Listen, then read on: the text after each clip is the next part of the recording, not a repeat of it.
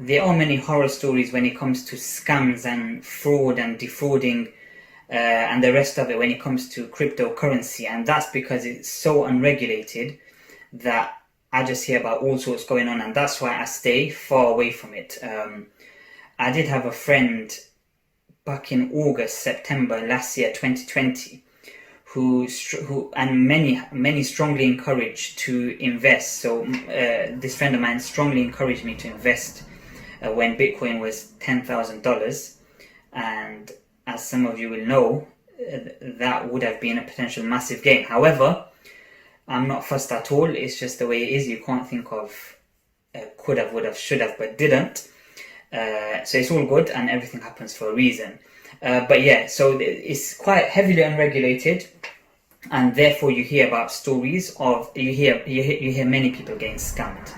And I think with some of these traders, it's just like normal. They just know that I might get scammed. Now, in terms of capital gains tax, does it give rise to a loss if you get scammed? Like losing your wallet key or your private key or your password to your digital wallet, HMRC do not consider theft or being defrauded or scammed as a disposal for capital gains tax purposes. Why?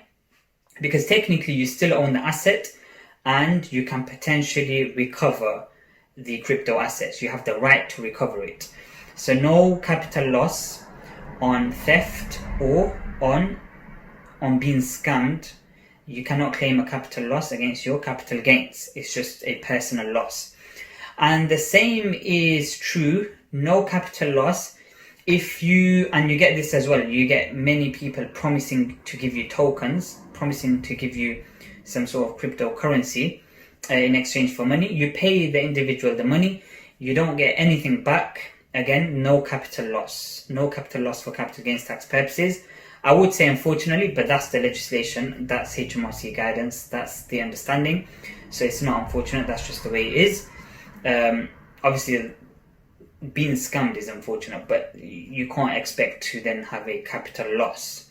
And finally, the third instance is if you pay someone money for tokens and you receive tokens, but these tokens are worthless, then again, no capital loss. Why? Because in order to make a negligible value claim where you could have potentially had a capital loss under Section 24, the asset has to become worthless. So you have to have acquired it and it was worth something and then it became worthless. You could have potentially claimed under Section 24. However, if you just receive some sort of token, some cryptocurrency that's already worthless, no capital loss available for capital gains tax purposes to offset against your capital gains. I hope that's clear.